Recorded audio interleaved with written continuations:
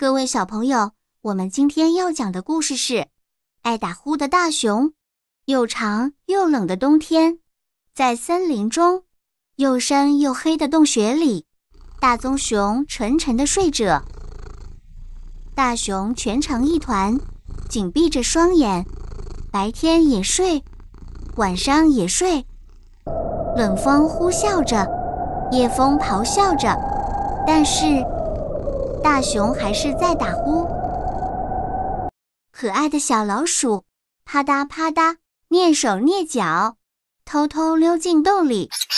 小老鼠吱吱叫，这里又湿又冷又黑。它点燃小树枝，升起了小小的温暖的火堆。柴火噼里啪啦地烧着，风依旧呼呼地吹，但是大熊还是在打呼。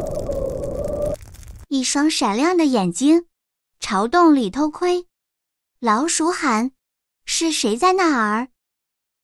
这时野兔跳了进来：“嗨，小老鼠，好久不见！”野兔打招呼。他们一起煮红茶，爆玉米花。小老鼠哆嗦地喝茶，野兔打了一个大饱嗝。但是大熊还是在打呼。欢快步地跑来，嗅着空气里的味道。我闻到好吃的东西，你们能不能分我一点？我带来了一些蜂蜜坚果。欢笑着说：“我们大家一起吃个饱，动手吧！”他们一起嘎吱嘎吱，咔啦咔啦，咯喳咯喳。但是大熊还是在打呼。地鼠、鼹鼠挖了地道进来，从地底冒出头来。乌鸦、鹪鹩也拍着翅膀，从洞口飞了进来。鼹鼠咕哝着：“好大的风雪啊！”鹪鹩吱吱喳喳地叫。大伙儿在大熊的洞里闹哄哄，他们吱吱喳喳，他们嘻嘻哈哈，他们聊天又谈笑，但是大熊还是在打呼。在森林中，在他自己的窝里，沉睡的大熊从派对开始，一直睡到结束。野兔添柴把火挑旺，小老鼠在汤里加调味料，一粒小小的胡椒粒让大熊又打喷嚏又哈啾，大伙儿吓得一动也不敢动。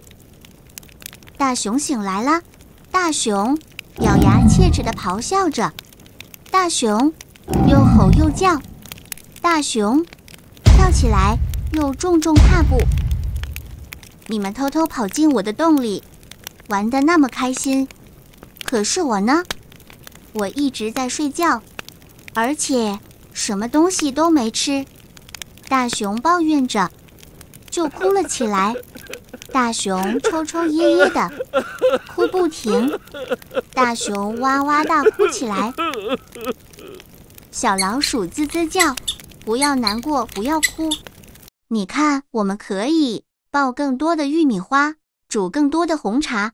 来，我们重新开始。大熊大口地喝，大熊大口地吃，他满足地叹了一口气。在狂风呼啸的夜里，他说了一个长长的故事给同伴们听。清晨，太阳探出头来，风也停了，雨也歇了，大熊却睡不着。